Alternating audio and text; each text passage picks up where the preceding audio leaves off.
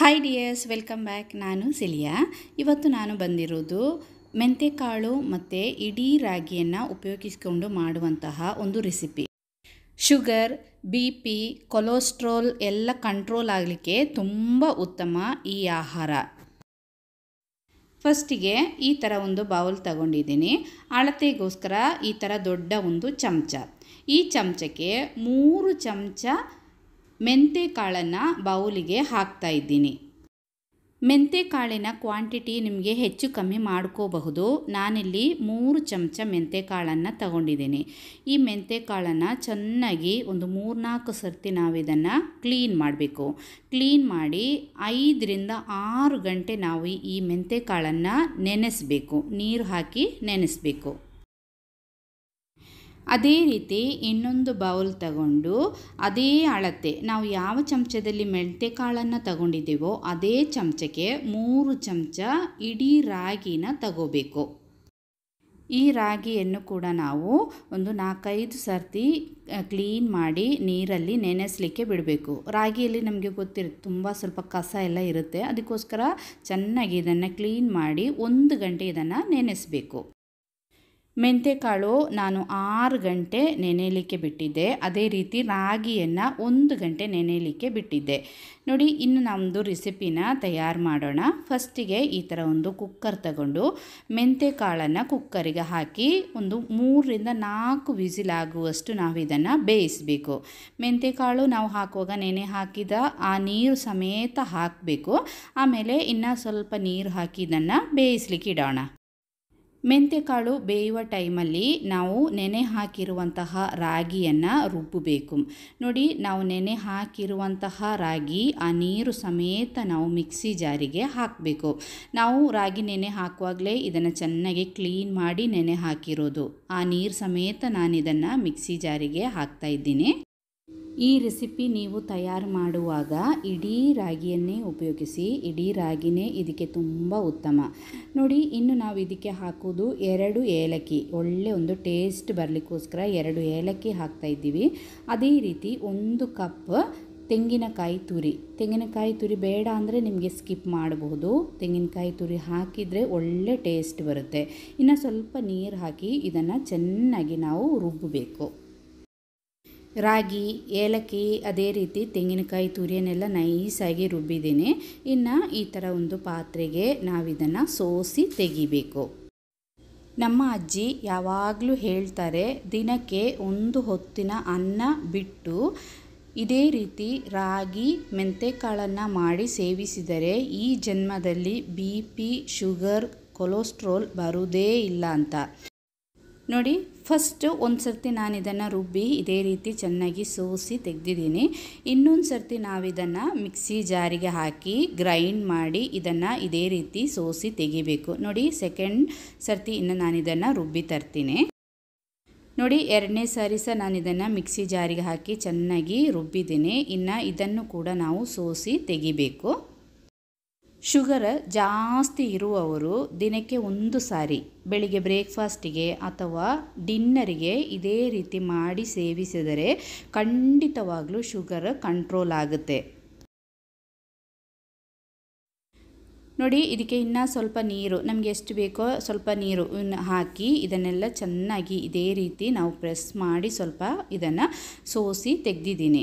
ಇನ್ನು ನೋಡಿ, ಈ ರಾಗಿದು ಸ್ಕಿನ್, ಅದರದ್ದು ಸಿಪ್ಪೆ ಎಲ್ಲ ಇರುತ್ತೆ ನೋಡಿ, ಇದೇ ರೀತಿ ಇದನ್ನು ನಾವು ವೇಸ್ಟ್ ಮಾಡೋದು ಬೇಡ. ಇದರಲ್ಲಿ ತುಂಬ ಫೈಬರ್ ಎಲ್ಲ ಇರೋದ್ರಿಂದ ನಾವು ಇಡ್ಲಿ, ದೋಸೆ ಎಲ್ಲ ಮಾಡುವಾಗ ಇದನ್ನು ಸಹ ಆ ಹಿಟ್ಟಿನ ಜೊತೆ ಹಾಕಿ ನಮಗೆ ಗ್ರೈಂಡ್ ಮಾಡಬಹುದು. ನಮ್ಮದು ರಾಗಿ ಆಲ್ಮೋಸ್ಟ್ ರೆಡಿಯಾಗಿದೆ. ಇನ್ನು ಇದಕ್ಕೆ ರುಚಿಗೆ ತಕ್ಕಷ್ಟು ಉಪ್ಪು ಹಾಕಬೇಕು. ಜಾಸ್ತಿ ಉಪ್ಪು ಹಾಕಬೇಡಿ. ನಾನಿಲ್ಲಿ ಒಂದು ಅರ್ಧ ಚಮಚದಷ್ಟು ಉಪ್ಪು ಹಾಕಿದ್ದೀನಿ. ಇನ್ನು ಇದನ್ನೆಲ್ಲ ಚೆನ್ನಾಗಿ ಮಿಕ್ಸ್ ಮಾಡಬೇಕು. ಉಪ್ಪು ಎಲ್ಲ ಕಡೆ ತಾಗುವ ಹಾಗೆ ಚೆನ್ನಾಗಿ ಇದನ್ನು ಮಿಕ್ಸ್ ಮಾಡಬೇಕು. ಇನ್ನು ನಾವಿದನ್ನು ಬಾಯ್ಲ್ ಮಾಡಲಿಕ್ಕೆ ಇಡೋಣ. ಇನ್ನು ನಮ್ಮದು ರಾಗಿ ಮಿಕ್ಸನ್ನು ನಾವು ಬಾಯ್ಲ್ ಮಾಡಲಿಕ್ಕೆ ಇಡೋಣ. ನೋಡಿ, ರಾಗಿಯನ್ನು ನಾವು ಬೇಯಿಸುವಾಗ ಇದೇ ರೀತಿ ಕೈ ಬಿಡದೆ ಚೆನ್ನಾಗಿ ಮಿಕ್ಸ್ ಮಾಡ್ತಾ ಇರಬೇಕು. ಇಲ್ಲಾಂದರೆ ಬೇಗ ಅದು ತಳ ಹಿಡಿಯುತ್ತೆ. ಈ ಥರ ಮಿಕ್ಸ್ ಮಾಡ್ತಾ ಇರಬೇಕು. ಅದೇ ರೀತಿ ನಾವು ಕುಕ್ಕರಲ್ಲಿ ಬೇಯಿಸಲಿಕ್ಕೆ ಇಟ್ಟಿರುವಂತಹ ಮೆಂತೆಕಾಳು ಅದು ಚೆನ್ನಾಗಿ ಬೆಂದಿದೆ. ಅದನ್ನು ತಣ್ಣಗಾಗಲಿಕ್ಕೆ ಒಂದು ಸೈಡಲ್ಲಿ ಇಟ್ಟಿದ್ದೀನಿ. ನೋಡಿ, ರಾಗಿ ಇವಾಗ ಚೆನ್ನಾಗಿ ಕುದಿ ಬರಬೇಕು. ಈ ಥರ ಮಿಕ್ಸ್ ಮಾಡ್ತಾ ಇರಬೇಕು ನಾವು. ಈಗ ಕುದಿಲಿಕ್ಕೆ ಸ್ಟಾರ್ಟ್ ಆಗಿದೆ ನೋಡಿ. ಸ್ಟಾರ್ಟ್ ಆಗಿ ಒಂದು 5 ನಿಮಿಷ ನಾವು ಇದನ್ನು ಕುದಿಸ್ತಾ ಇರಬೇಕು. ಆವಾಗ ರಾಗಿ ಸ್ವಲ್ಪ ದಪ್ಪ ಆಗುತ್ತೆ. ರಾಗಿ ಮತ್ತು ಮೆಂತೆಕಾಳನ್ನು ಈ ರೀತಿ ಮಾಡಿ ಸೇವಿಸೋದ್ರಿಂದ ನಮ್ಮ ಶರೀರಕ್ಕೆ ತುಂಬ ಒಳ್ಳೆಯದು. ಈ ಬೇಸಿಗೆಯಲ್ಲಿ ಶರೀರಕ್ಕೆ ತಂಪು ನೀಡುತ್ತೆ ಇದು. ಅದೇ ರೀತಿ ರಕ್ತಹೀನತೆ, ಹಿಮೋಗ್ಲೋಬಿನ್ ಎಲ್ಲ ಕಮ್ಮಿ ಇರುವವರಿಗೆಲ್ಲ ತುಂಬ ಒಳ್ಳೆಯದು. ಡೆಲಿವರಿ ಆಗಿರುವ ಹೆಂಗಸರಿಗೆಲ್ಲ ಈ ರೀತಿ ರಾಗಿ ಮತ್ತು ಮೆಂತೆಕಾಳನ್ನು ಮಾಡಿ ಸೇವಿಸುವುದು ತುಂಬ ಉತ್ತಮ. ನಮ್ಮದು ರಾಗಿ ಎಲ್ಲ ಚೆನ್ನಾಗಿ ಕುದೀತಾ ಇದೆ. ಇನ್ನು ನಾವು ಬೇಯಿಸಿ ಇಟ್ಟಿರುವಂತಹ ಮೆಂತೆಕಾಳನ್ನು ಇದಕ್ಕೆ ಹಾಕಬೇಕು. ಆ ಬೇಯಿಸಲಿಕ್ಕೆ ಹಾಕಿರುವಂತಹ ನೀರಿದೆಯಲ್ಲ, ಆ ನೀರು ಸಮೇತ ನಾವು ಇದಕ್ಕೆ ಹಾಕಬೇಕು. ಮೆಂತೆಕಾಳು ನಾವು ಕುಕ್ಕರಿಗೆ ಹಾಕಿ ಒಂದು 3-4 ವಿಸಿಲ್ ಮಾಡಿದ್ವಿ ನೋಡಿ. ಎಲ್ಲ ಮೆಂತೆಕಾಳನ್ನು ನಾನು ಇದಕ್ಕೆ ಹಾಕಿದ್ದೀನಿ. ಆಲ್ರೆಡಿ ಮೆಂತೆಕಾಳೆಲ್ಲ ಚೆನ್ನಾಗಿ ಬೆಂದಿದೆ ನೋಡಿ. ಮೆಂತೆಕಾಳನ್ನೆಲ್ಲ ಇದಕ್ಕೆ ಹಾಕಿ ಚೆನ್ನಾಗಿ ನಾವು ಇದನ್ನು ಮಿಕ್ಸ್ ಮಾಡಬೇಕು. ಇನ್ನು ಒಂದು 3-4 ನಿಮಿಷ ನಾವು ಇದನ್ನು ಇದೇ ರೀತಿ ಕುದಿಸಬೇಕು. ಯಾಕಂದರೆ ಆ ರಾಗಿ ಜೊತೆ ಮೆಂತೆಕಾಳು ಚೆನ್ನಾಗಿ ಮಿಕ್ಸ್ ಆಗಬೇಕು ನೋಡಿ. ಇದೇ ರೀತಿ ಇನ್ನೂ ಸಹ ನಾವು ಇದನ್ನು ಕೈ ಬಿಡದೆ ಮಿಕ್ಸ್ ಮಾಡ್ತಾ ಇರಬೇಕು. ಇಲ್ಲಾಂದರೆ ರಾಗಿ ಅಲ್ವಾ ಬೇಗ ತಳ ಹಿಡಿಯುತ್ತೆ. ನೋಡಿ ಎಷ್ಟು ಚೆನ್ನಾಗಿ ಬಂದಿದೆ. ಆ ಏಲಕ್ಕಿ, ತೆಂಗಿನಕಾಯಿ ತುರಿ ಎಲ್ಲ ಹಾಕಿ ರುಬ್ಬಿದ್ದೀವಲ್ಲ, ಒಳ್ಳೆ ಒಂದು ಸ್ಮೆಲ್ ಕೂಡ ಬರ್ತಾ ಇದೆ. ಇದೇ ರೀತಿ ನಾವು ಇದನ್ನು ಸೇವಿಸೋದು. ಶುಗರ್ ಇದ್ದವರೆಲ್ಲ ಇದೇ ರೀತಿ ಸೇವಿಸಿದರೆ ಸಾಕು, ತುಂಬ ಉತ್ತಮ ಇದು.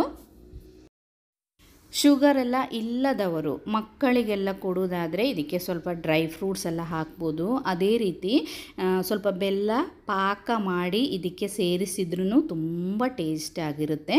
ಅದೇ ಶುಗರ್ ಇರುವವರು ನೆನ್ಪಿಟ್ಕೊಳ್ಳಿ, ಏನು ಹಾಕಬೇಡಿ, ಡ್ರೈ ಫ್ರೂಟ್ಸು ಹಾಕಬೇಡಿ, ಬೆಲ್ಲ ಹಾಕಬೇಡಿ, ಏನು ಹಾಕದೆ ಇದೇ ರೀತಿ ಸೇವಿಸಿದರೆ ಸಾಕು. ನಾವಿವಾಗ ಏನು ಹಾಕ್ತಾಯಿಲ್ಲ, ಇದೇ ರೀತಿ ಇದನ್ನು ಸೇವಿಸೋದು ನೋಡಿ. ನಮ್ಮದು ರಾಗಿ ಮತ್ತು ಮೆಂತೆಕಾಳಿನ ರೆಸಿಪಿ ಇಲ್ಲಿ ರೆಡಿಯಾಗಿದೆ. ಇನ್ನು ಇದನ್ನು ತಣ್ಣಗಾಗಲಿಕ್ಕೆ ನಾವು ಒಂದು ಸೈಡಿಗೆ ಇಡೋಣ.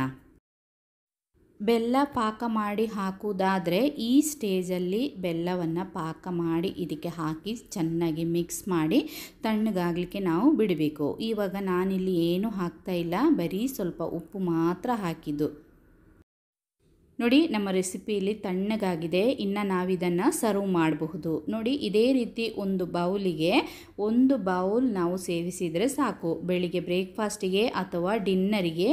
ಆಮೇಲೆ ನಿಮ್ಮದು ಶುಗರನ್ನು ಒಮ್ಮೆ ಚೆಕ್ ಮಾಡಿ ನೋಡಿ. ಇದನ್ನು ಮಾಡಿ ತಣ್ಣಗಾದ ಮೇಲೆ ಏರ್ ಟೈಟ್ ಕಂಟೈನರ್ಗೆ ಹಾಕಿ ನಾವು ಫ್ರಿಜ್ಜಲ್ಲಿ ಇದನ್ನು ಸ್ಟೋರ್ ಮಾಡಿ ಇಟ್ಕೋಬೋದು. ಒಂದು ವಾರದವರೆಗೆ ನಮಗೆ ಇದನ್ನು ಯೂಸ್ ಮಾಡಬಹುದು. ನನ್ನ ವಿಡಿಯೋ ಇಷ್ಟ ಆದರೆ ಲೈಕ್ ಮಾಡಿ, ಶೇರ್ ಮಾಡಿ, ಕಮೆಂಟ್ ಮಾಡಿ. ಇದೇ ರೀತಿ ಇನ್ನೊಂದು ವಿಡಿಯೋದಲ್ಲಿ ಬರ್ತೀನಿ. Till then